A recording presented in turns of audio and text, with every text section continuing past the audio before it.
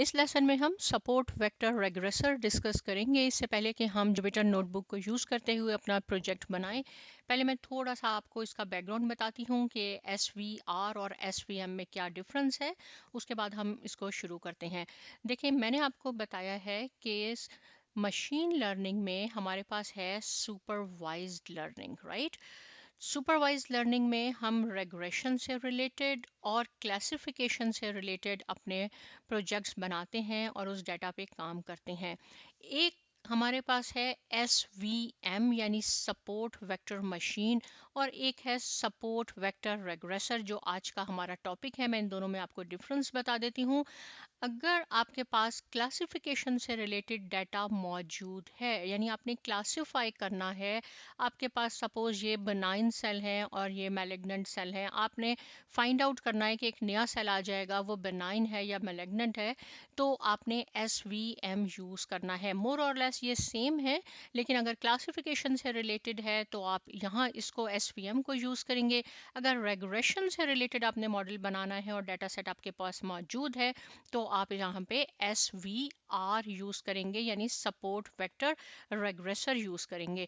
लेकिन याद रहे कि हमारे पास रेग्रेशन में लीनियर मॉडल होते हैं, हमारे पास लीनियर लाइन आती है, यानी मोस्टली डाटा हमारा लाइन पे आता है। लेकिन SVR ये है डिसीशन ट्री रेग्रेसर और रैंडम फॉरेस्ट रेग्रेसर, ये हमारे यूज होते हैं नॉन लीनियर डाटा पे, यानी डाटा आपका लाइन पे नहीं होगा। नॉर्मली ये एक कर्व की सूरत में होगा। जब कर्व की सूरत में होगा तो आपने SVR, DTR या RFR रैंडम फॉरेस्ट रेग्रेसर यूज करना होगा। नॉर्मली लीनियर रेग्रेशन में क्या होता है कि हमारे पास सपोज ये स्ट्रेट लाइन आ गई, कुछ डाटा पॉइंट्स जो है यहाँ होंगे, कुछ यहाँ होते हैं और कुछ आपके पास एक लाइन पे होते हैं। हम ये एक्चुअल डाटा है, ये प्रिडिक्टेड लाइन है, दोनों में जो डिफरेंस होता है यानी एरर मार्जिन होता है, हमने उसको रिड्यूस करना होता है। जबकि SVR में यानी जो हम नॉन लीनियर डाटा हमारे पास अगर मौजूद होगा तो हम एक बाउंड्री सेट कर लेते हैं, यानी थ्रेशहोल्ड सेट कर लेते हैं कि हम एरर का मार्जिन सेट कर लेते हैं कि इस रेंज से ज़्यादा एरर नहीं होगी। ये कब होगा? जब नॉन लीनियर डाटा होगा। इसमें हमारे पास टर्म क्या यूज़ होंगी? कर्नल यूज़ होगा, हाइपर प्लेन यूज़ होगा, बाउंड्री लाइन, सपोर्ट वेक्टर। ये सारी चीज़ें मैं आपको लास्ट वीडियो में अच्छी तरह बता चुकी हूँ, इसलिए हाईली रिकमेंड करती हूँ कि वो वीडियो आप ज़रूर देख लें। यहाँ से मैं आपको पढ़ के भी बता देती हूँ, कुछ मैंने लिखा है इसके बारे में कि SVR हम क्यों यूज़ करते हैं और what is an SVR model. SVR uses the same basic idea as support vector machine. Support vector machine algorithm और SVR मैंने बताया कि नॉर्मली सेम है, लेकिन SVM क्या है? ये क्लासिफिकेशन एल्गोरिथम है और अप्लाई कहाँ होगा? डिस्क्रीट वेरिएबल पे। जबकि SVR जो है ये रेग्रेशन मॉडल पे होता है, रेग्रेशन पे हम कंटिन्यूस वेरिएबल यूज़ करते हैं। तो यहाँ पे यही चीज़ लिखी है कि SVR acknowledges the presence of non-linearity in the data and provides a proficient prediction model. तो याद रहे कि support vector regression, decision tree regressor और random forest regressor non linear data पे अप्लाई होगा। Why is SVR used? The basic idea behind SVR is to find the best fit line. Unlike other regression models that try to minimize the error between the real and the predicted value, SVR tries to fit the best line within the threshold value. क्या इसका meaning हुआ? वही जो मैंने अभी आपको बताया कि नॉर्मली हम लीनियर रेग्रेशन में जो एरर मार्जिन है हमारा उसको हम कम करते हैं, जबकि SVR में हम एक थ्रेशहोल्ड सेट कर लेते हैं कि एरर इससे ज़्यादा नहीं होगी। The threshold value is the distance between the hyperplane and the boundary line.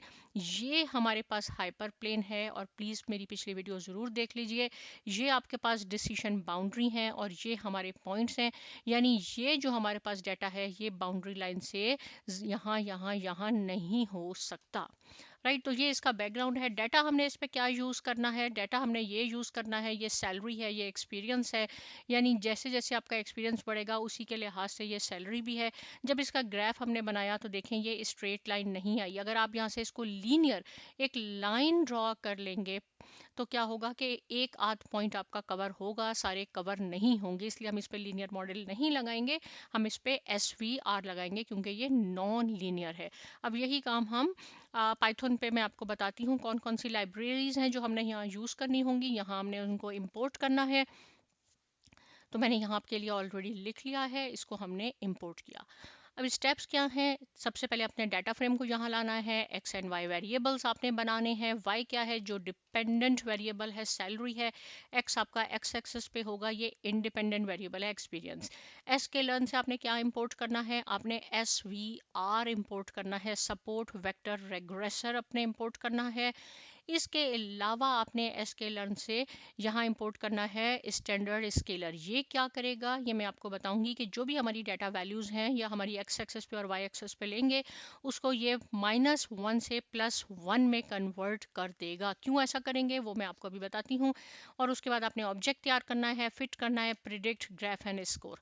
तो ये हमारा डाटा यहाँ मौजूद है जहाँ पे आपने इसको सेव किया है। CSV फाइल जो भी मैंने आपको एक्सेल की दिखाई, इसको आप एग्जीक्यूट कीजिए, आपके पास ये डाटा यहाँ आ गया। अगर आपने इसकी शेप चेक करनी है तो df.shape से आप इसको शेप कर लें। इसमें 12 रिकॉर्ड्स हैं और 2 कॉलम्स हैं। एक्स एक्सेस और वाई एक्सेस पे आपने क्या लेना है? आपने ऐसे लिखना है इसको, राइट, यानी सारे रिकॉर्ड आ जाएं। किस पे आ जाएं? 0 इंडेक्स पे, और 0 पे हमारे पास एक्सपीरियंस है। लास्ट ये शो करता है कि जो आपको नहीं चाहिए कॉलम, और उसका इंडेक्स 1 है सैलरी का। इसको हम एग्जीक्यूट करते हैं। देखिए आपके पास ये आ गया एक्सपीरियंस 1 2 3 4, राइट। इसी तरह आपके पास ये सैलरी आ गई, यानी अगर 12 इयर्स का एक्सपीरियंस है तो 7500 सैलरी होगी, 11 इयर्स का है तो 6000 एंड सो ऑन। अब हमने इसका डाटा टाइप चेक करना है, तो आप df.dtype से आप इसका डाटा टाइप चेक कर सकते हैं जो कि इंटीजर है। यहाँ से हम काम शुरू करते हैं, क्योंकि मैंने आपको बताया कि हमने सबसे पहले इंपोर्ट करना है sklearn से SVR। हमने इसको ऐसे लिखना है। उसके बाद ये हमारे पास क्लास है, इसका हमने ऑब्जेक्ट तैयार करना है। इसको मैंने मॉडल 1 का नाम दे दिया, आप चाहें तो इसको SVR का नाम दे दें, बहुत ज़्यादा अच्छा होता है कि हम मीनिंगफुल नाम दें। यहाँ मैंने कर्नल RBF, कर्नल क्या करता है? लो डेफिनेशन डाटा को हाई डेफिनेशन में कन्वर्ट कर देता है। तो और जो इसका डिफ़ॉल्ट में, कर्नल डिफरेंट किस्म के होते हैं, लेकिन जो इसका बाय डिफ़ॉल्ट है वो RBF है, रेडियो बेसिक फंक्शन। उसके बाद हमने इसको फिट करवाना है, मॉडल 1 डॉट फिट XY, और इसको आप एग्जीक्यूट कीजिए। ये सक्सेसफुली हो गया और यहाँ इसके सारे पैरामीटर्स भी आ गए। इनको भी आप डिटेल में पढ़ सकते हैं sklearn पे जाकर, राइट। ये मैंने एक्स यहाँ क्यों लिखा है मैं आपको ये आखिर में बताती हूँ। अब हम इसको विजुअलाइज करते हैं अपने डाटा को। जो मैंने लिखा है तो plt.scatter XY में है। यहाँ आप जो भी कलर लिख दें, इसके आप मार्कर बना लें। और x मॉडल 1 प्रिडिक्ट, प्रिडिक्ट में आपने क्या लिखना होता है कि on the basis of x, और x पे क्या है? एक्सपीरियंस, उसके बेसिस पे हमने प्रिडिक्शन करनी है। और ये लेबल्स हैं, ये आपको भी आते हैं, इसको हम एग्जीक्यूट करवा लेते हैं। तो आप देखेंगे कि हमारी पास एक इस तरह की लाइन आ गई, राइट। ये लाइन बिल्कुल गलत है, क्योंकि लाइन तो ये देखें, ये हमारा एक्चुअल डाटा है, लाइन हमारे पास हॉरिजॉन्टल आ गई। क्यों ऐसे हो गया? देखें, इसका मैं स्कोर भी आपको चेक करके बता देती हूँ, क्योंकि कोई भी ऐसा पॉइंट नहीं है जो इस पर कवर हो रहा हो। जो मैं इसको एग्जीक्यूट करती हूँ तो इसका स्कोर भी नेगेटिव में आ गया, जो कि बहुत गलत मॉडल बनाए। प्रिडिक्ट करके दिखाती हूँ। प्रिडिक्शन पे हमारे पास 12 इयर्स का एक्सपीरियंस है तो 7500 सैलरी है, जो अभी मैंने आपको दिखाई। इसको हमने एग्जीक्यूट किया तो इसने बिल्कुल रॉन्ग प्रिडिक्शन की कि 2251, राइट। इसको हमने अच्छा ग्राफ करने के लिए और अच्छी हमने आउटपुट लेने के लिए कि हमारा स्कोर अच्छा हो जाए, तो हमें ट्रांसफॉर्म करना होगा अपना डाटा, जो मैंने अभी बताया था आपको कि हमने स्टैंडर्ड स्केलर ये इंपोर्ट करना होगा sklearn से। और कैसे लिखना है आपने? sklearn from sklearn dot pre processing import standard scaler.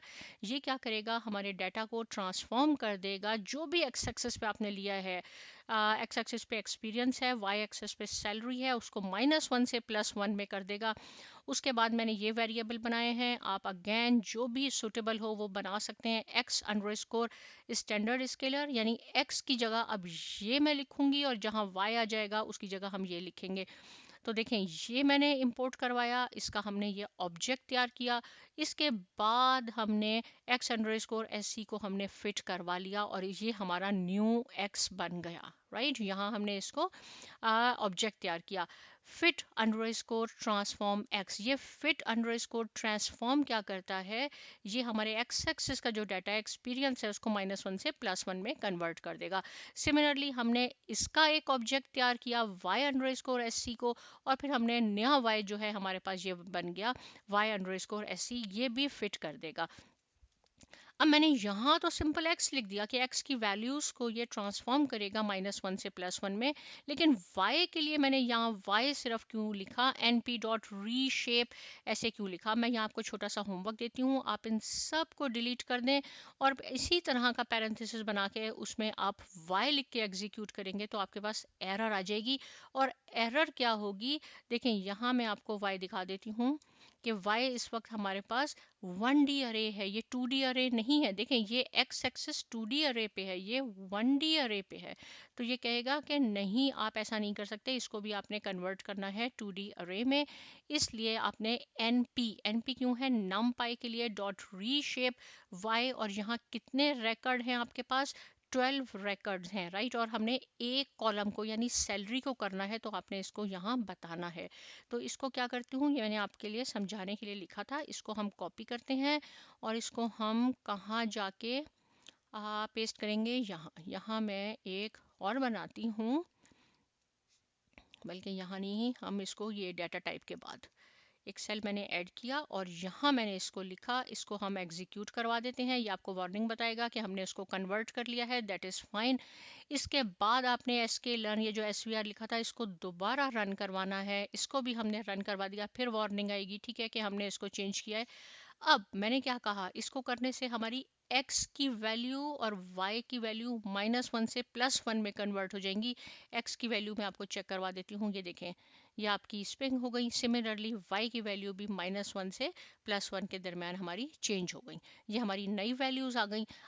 अब ये जो मैंने सारी कोडिंग लिखी थी और पहले हमें ये ग्राफ मिला था, अब हमने इसमें ट्रांसफॉर्मेशन अप्लाई कर दी है। अब जब इसको हम एग्जीक्यूट करवाएंगे तो आप देखेंगे कि एसवीआर की मदद से बहुत ज़्यादा पॉइंट इसमें कवर हो रहे हैं। बिल्कुल देखें, ये टच नहीं हो रहा, ये टच नहीं हो रहा, ये, लेकिन एरर इसमें बहुत ज़्यादा कम है कंपेयर टू पॉलिनोमियल, राइट। और इससे अच्छा अगर आपको मॉडल चाहिए तो हम वो डिसीजन ट्री रेग्रेसर में, जो इसके बाद में आपको बताऊंगी, उसमें होगा। लेकिन इससे भी देखें आपको काफ़ी अच्छी हद तक मॉडल मिल रहा है।